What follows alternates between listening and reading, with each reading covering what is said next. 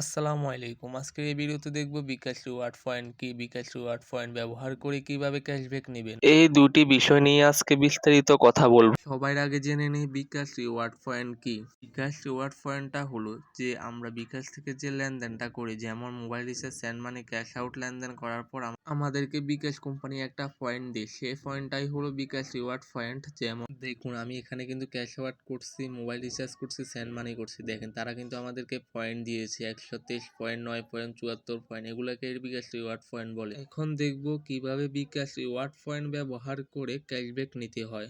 আমি চলে যাব আমার বিকাশ অ্যাপসে। অ্যাপস ওপেন হওয়ার পর উপর থেকে রিওয়ার্ড অপশন সিলেক্ট করুন। এখন এখানে আসলে দেখতে পারবেন আমার কিন্তু 5874 পয়েন্ট রয়েছে। এখন নিচে একটু স্ক্রল করলে দেখতে পারবেন আমাদের এখানে 200 টাকা তার বেশি মোবাইল রিচার্জ করলে 30 টাকা ক্যাশব্যাক পাবো। আমাদের পয়েন্ট লাগবে 3500 পয়েন্ট। আবার তার নিচে রয়েছে 500 টাকা তার বেশি পেমেন্ট করলে 45 টাকা ক্যাশব্যাক। আমাদের পয়েন্ট লাগবে 4000 পয়েন্ট। এখন আমি আপনাদেরকে 500 টাকা পেমেন্ট করে দেখাবো এটা কিভাবে ক্যাশব্যাকটা নিতে হয়।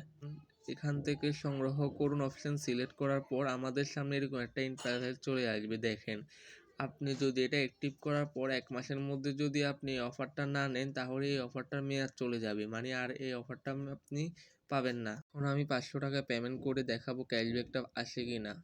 এখন কিন্তু আমার 500 টাকা পেমেন্ট কমপ্লিট। বিকাশ কি আসলে আমাদেরকে 45 টাকা ক্যাশব্যাক দিবে? তার জন্য আমি একটু লেনদেনে গিয়ে চেক করি আমাদের ক্যাশব্যাকটা আসছে কিনা। এখন দেখুন 500 টাকা পেমেন্টে কিন্তু আমাদেরকে 45 টাকা ক্যাশব্যাক দিয়েছে। বিকাশ রিওয়ার্ড পয়েন্ট ব্যবহার করে আপনি আনলিমিটেড ক্যাশব্যাক নিতে পারবেন। কোথাও কোনো অংশ বুঝতে অসুবিধা হলে কমেন্ট বক্সে কমেন্ট করুন। পরবর্তী ভিডিও কি বিষয় নিয়ে কথা বলবো অবশ্যই কমেন্ট বক্সে কমেন্ট করুন। ভিডিওটি ভালো লাগলে অবশ্যই আমাদের চ্যানেলটি সাবস্ক্রাইব করে দিবেন। ধন্যবাদ।